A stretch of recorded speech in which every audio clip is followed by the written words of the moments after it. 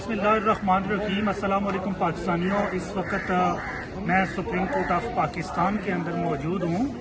आज supreme court of Pakistan से 9 मई के मुकदमात, 9 मई का बयानिया, 9 मई की आड़ के अंदर की गई लाकानूनियत आज वो दफन हो गई है।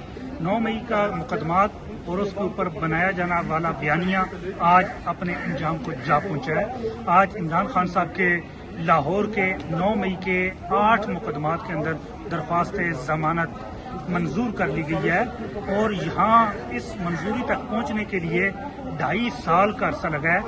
9 मई 2023 से लेके आज 21 अगस्त 2025, ये कोई 2 साल और 1 महीना बनता है कि जिसके अंदर साबिक वज़ीर आज़म, पाकिस्तान की सबसे मशहूर शख्सियत, सबसे बड़ी सियासी शख्सियत, सबसे बड़े सियासी रहनुमा को एक कानूनी जंग लड़ते लड़ते यहाँ आन पहुँचा।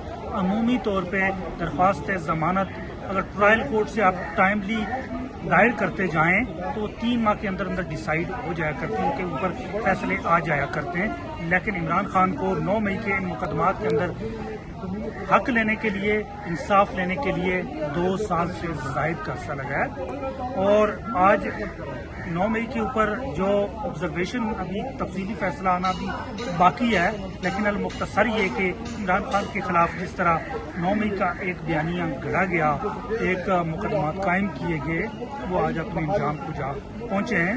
अब चूंकि ये सिर्फ दरख्वास्त जमानत का फैसला हुआ है, मेन ट्रायल अभी बाकी है वो मुकदमा, लेकिन ये भी एक बहुत बड़ी फतह है कि जिस तरह लाकानूनियत और नाइंसाफ़ी की गई और लाहौर की ATC से बारह ये दरख्वास्त जमानत मुस्तरद की गई। लाहौर हाई कोर्ट के अंदर इनकी समाअत को लटकाया गया और सुप्रीम कोर्ट के अंदर ये अब जैसे ही समाअत हुई है, 3, 4, चौथी, 5वीं समाअत के अंदर ये फैसला आ गया। इंशाल्लाह जब भी मेरिट के ऊपर फैसला आएगा, जब भी हक के ऊपर फैसला आएगा, जब भी कानून के मुताबिक फैसला आएगा, तो इमरान खान बर्री होंगे, इमरान खान रिहा होंगे। इसके अलावा दूसरा कोई फैसला नहीं आ सकता अगर मेरिट के फैसले हों। हाँ, अगर लाकानूनियत, अनाज, ज़िद और इस तरह चीज़ों को लेके चलना है तो फिर लाकानूनियत ही रहेगी, फिर जमानतें भी खारिज करते रहेंगे, सजाएं भी सुनाते रहेंगे। लेकिन जब मेरिट पे आएंगी तो यही हाल होगा। बहुत शुक्रिया।